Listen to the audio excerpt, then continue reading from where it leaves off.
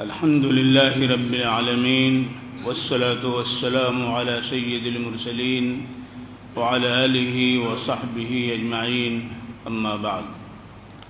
قال الله عز وجل في القرآن المجيد والفرقان الحميد: أعوذ بالله من الشيطان الرجيم، بسم الله الرحمن الرحيم.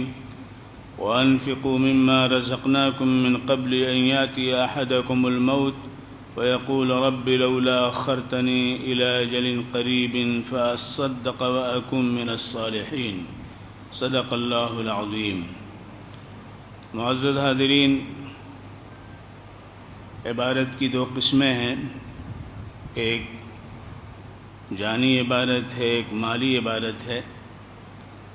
جانی عبادت میں سب سے محترم بالشان عبادت نماز ہے، جو ہر مسلمان پہ فرض ہے، چاہے وہ دیہاتی ہو یا شہری ہو، غریب ہو یا امیر ہو، فقیر ہو یا تمنگر ہو، ان پڑھ ہو پڑھا لکھا ہو، کسی بھی علاقے اور کسی رنگ اور آہنگ سے وہ عبارت ہو، اس کے اوپر نماز فرض ہے اگر وہ عاقل ہے، بالغ ہے.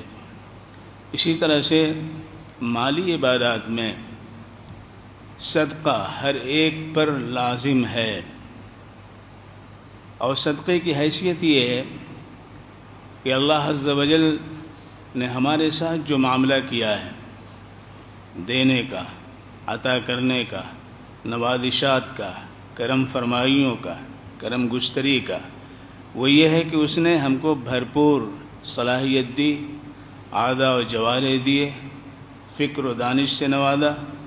تو اللہ یہ چاہتا ہے کہ میرے بندے باہم ایک دوسرے کے بھی کام آئیں، ایک دوسرے کی ضرورتوں کا تکفل کریں، ان کی مصیبتوں میں ہاتھ بٹائیں، ان کے ہمنوا بن جائیں. لہذا اسی لیے حدیث شریف میں آتا ہے: تخلقوا باخلاق اللہ. اللہ کے جو اخلاق ہیں، اللہ کا جو طریقہ ہے، اس کو اختیار کرو. لہذا صدقہ کرنا، کسی کے کام آنا، یہ اللہ کو سب سے زیادہ پسند ہے. اسی لیے آخری وقت میں انسان کو نماز کی تمنا نہیں ہوگی، آخری وقت میں روزہ رکھنے کی آرزو نہیں ہوگی، آخری وقت میں حج پہ جانے کی اسے تمنا نہیں ہوگی، لیکن آخری وقت میں ایک تمنا ہوگی کہ وہ یہ چاہے گا: اے اللہ، میری موت کا وقت تو آ گیا، تھوڑا سا موقع اور دے دیجیے تاکہ میں تیرے راستے میں صدقہ کروں. وَأَنفِقُوا مِمَّا رَزَقْنَاكُم مِّن قَبْلِ أَن يَأْتِيَ أَحَدَكُمُ الْمَوْتُ. خرچ کرو اللہ کے راستے میں، دو اللہ کے راستے میں، قبل اس کے کہ موت آ جائے، موت کے آثار شروع ہو جائیں، سکرات کا عالم آ جائے، اور اس وقت تم تمنا کرو کاش تھوڑا سا اور وقت مل جاتا، تھوڑا سا اور موقع مل جاتا تو میں صدقہ کر دیتا، مال اللہ کے راستے میں دے دیتا، اور میں نیک لوگوں میں سے ہو جاتا، میں نیکوکار ہو جاتا. گویا کہ اس وقت صدقہ جو ہے اس کے سامنے ہے. اور اللہ کے رسول صلی اللہ علیہ وسلم نے فرمایا: الصدقہ تطفئ غضب الرب. اللہ عز و جل کے غضب کی آگ کو صدقہ بجھا دیتا ہے. اسی لیے اللہ کے رسول صلی اللہ علیہ وآلہ وسلم نے فرمایا: علی کل مسلم صدقہ.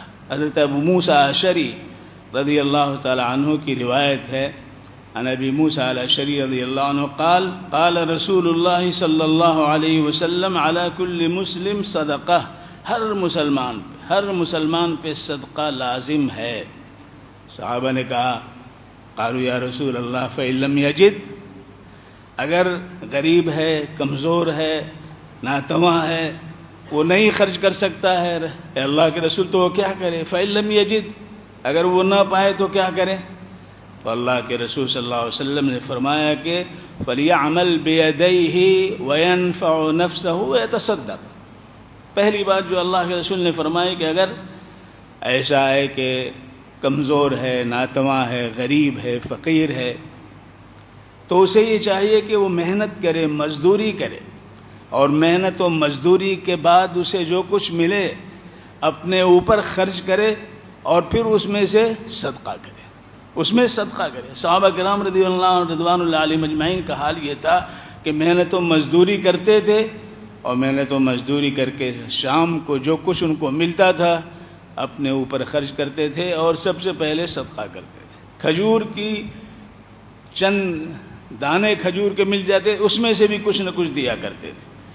تو اللہ کے رسول نے فرمایا فَلْيَعْمَلْ بِيَدَيْهِ وَيَنْفَعُ نَفْسَهُ وَيَتَصَدَّقْ، اپنے ہاتھ سے کام کرے، کوئی ہنر ہو تو اپنائے اور اپنے اوپر خرچ کرے، اپنے کو نفع پہنچائے اور صدقہ کرے.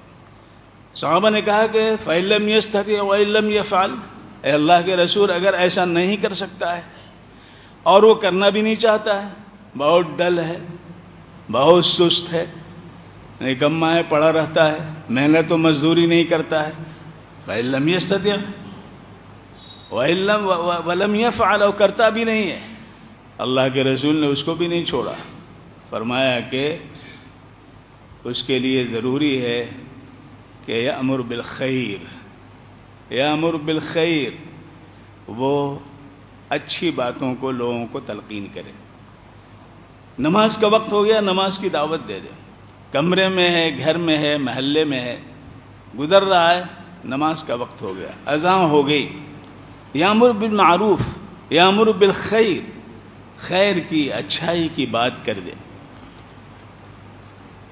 اللہ کے رسول صلی اللہ علیہ وسلم نے جب یہ فرمایا تو حضرات صحابہ رضوان اللہ علیہم اجمعین نے کہا حضور فَإِن لَّمْ يَفْعَلْ، اگر ایسا بھی نہیں کرتا ہے تو، اگر ایسا بھی نہیں کرتا ہے تو کیا کریں؟ آپ تو یہ فرما رہے ہیں کہ ہر مسلمان پہ صدقہ لازم ہے اور وہ اتنا نکما ہے کہ وہ نہ کماتا ہے، نہ اس کے پاس پیسے ہیں، نہ محنت و مزدوری کرتا ہے کہ وہ اللہ کے راستے میں خرچ کرے. تو اللہ کے رسول نے کہا تھا کچھ خیر کی بات کہا کرے، کچھ خیر کی بات کہا کرے، لوگوں کو متوجہ کیا کرے، تلقین کیا کرے. تو اللہ کے رسول صلی اللہ علیہ وسلم سے صحابہ نے یہ بات کہی کہ اگر یہ بھی نہ کر سکے وَإِن لَّمْ يَفْعَلْ، اے اللہ کے رسول اگر یہ بھی نہ کر سکے تو اللہ کے رسول صلی اللہ علیہ وسلم نے آخری بات جو فرمائی وہ یہ تھی کہ فَيُمْسِكْ عَنِ الشَّرِّ فَإِنَّ لَهُ صَدَقَةً. فَيُمْسِكْ عَنِ الشَّرِّ، نقصان پہنچانے سے، برائی بیان کرنے سے، غیبت کرنے سے، کسی کی تحقیر کرنے سے، کسی کی تذلیل سے اپنے آپ کو بچائے، اپنے آپ کو بچائے. یہ بھی صدقہ ہے. فَإِنَّ لَهُ صَدَقَةً. تو گویا اللہ کے رسول صلی اللہ علیہ وسلم نے صدقے کی 4 قسمیں بیان فرما دی. نمبر 1 یہ ہے کہ اسے خرچ کرنا ہے، اللہ نے اسے دیا ہے، اور خرچ کرنے پر کتنا ملتا ہے؟ اتنا ملتا ہے کہ نماز پر بھی نہیں ملتا ہے، روزے پر نہیں ملتا ہے، اتنا ملتا ہے. سورہ بقرہ کے اندر اللہ رب العزت فرماتے ہیں مثل الذین ينفقون اموالهم فی سبیل اللہ کمثل حبة انبتت 7 سنابل فی کل سنبلة 100 حبة واللہ یضاعف لمن یشاء واللہ یضاعف لمن یشاء. ایک دانہ ڈال دیا، 7 بالیاں نکلی اور ہر بالی میں 100 دانے، اور اس کے علاوہ اللہ اور اضافہ کرتا اور دیتا ہے. تو صدقہ کرنا، اللہ کے راستے میں دینا، اللہ کے بندوں کے کام آنا، ان کے دکھ درد میں شریک ہونا، ان کے احتیاج کو پورا کرنا. کسی مصیبت زدہ ذل حاجت الملہوف، ایسا مصیبت زدہ معذور ہے کہ کوئی اس کی دوا لانے والا نہیں، کوئی اس کو پانی دینے والا نہیں، کوئی اس کو سودا سلف لانے والا نہیں، کوئی بیوہ ہے، کوئی یتیم ہے، کوئی بوڑھا اور بوڑھی ہے، اپنے گھر کے اندر دونوں پڑے ہوئے ہیں اور ان کی کوئی ضرورت پوری کرنے والا نہیں ہے.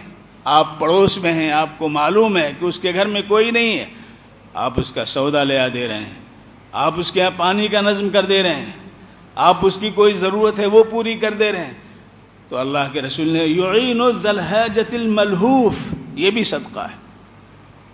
حضرت ابو ذر غفاری رضی اللہ تعالی عنہ نے حضور صلی اللہ علیہ وسلم نے پوچھا ای العمال افضل یا رسول اللہ، سب سے افضل عمل ہے اللہ کے رسول کیا ہے؟ اللہ کے رسول نے فرمایا الایمان باللہ ورسولہ، اللہ اور اللہ کے رسول پر ایمان لانا. فرمایا اس کے بعد فرمایا کہ والجہاد فی سبیلہ، ایمانی تقاضوں کو پورا کرنے کے لیے سرگرم عمل ہونا۔ پھر پوچھا اس کے بعد اے اللہ کے رسول، عجیب و غریب بات کہی حضرت حضور صلی اللہ علیہ وسلم نے۔ جب حضرت ابو ذر غفاری رضی اللہ تعالی عنہ نے پوچھا تو فرمایا تعین صانعا او تصنع لاخرق، تعین صانعا او تصنع لاخرق، مسلم شریف کی روایت کہ اگر کوئی باہنر ہے، ہنر جانتا ہے، پیسہ اس کے پاس نہیں ہے کہ اپنے ہنر کو وہ بروئے کار لا سکے، تو تم اس کی مدد کرو تاکہ وہ اپنے ہنر کو بروئے کار لے آئے۔ اور بے ہنر ہے تو ہنر مند اس کو بناؤ۔ اللہ نے تمہیں مال دیا ہے، اللہ نے تمہیں سرمایہ دیا ہے، تو ورک شاپ قائم کرو تاکہ بے ہنر لڑکوں کو جاب مل سکے، کام مل سکے۔ یہ سب سے افضل عمل ہے ایمان کے بعد، جس کو اللہ کے رسول صلی اللہ علیہ وسلم نے فرمایا تعین صانعا او تصنع لاخرق۔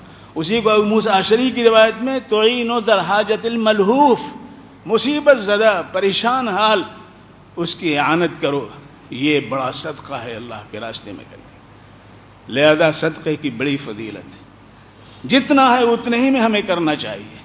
یہ نہیں کہ صاحب زکوٰۃ تو فرض ہے، اس کے علاوہ اللہ نے جو کچھ دیا ہمیں اس میں سے خرچ کرتے رہیں، ورنہ کل حسرت ہوگی فاصدق واکن من الصالحین، میں صدقہ کروں تھوڑا سا ہے رب کریم وقت دے، لیکن وقت ملنے والا نہیں ہوگا، اور نیکوکار لوگوں میں شامل ہونے کی تمنا اور حسرت رہ جائے گی۔ اللہ ہم سب کو توفیق سے نوازیں۔ وآخر دعوانا الحمدللہ۔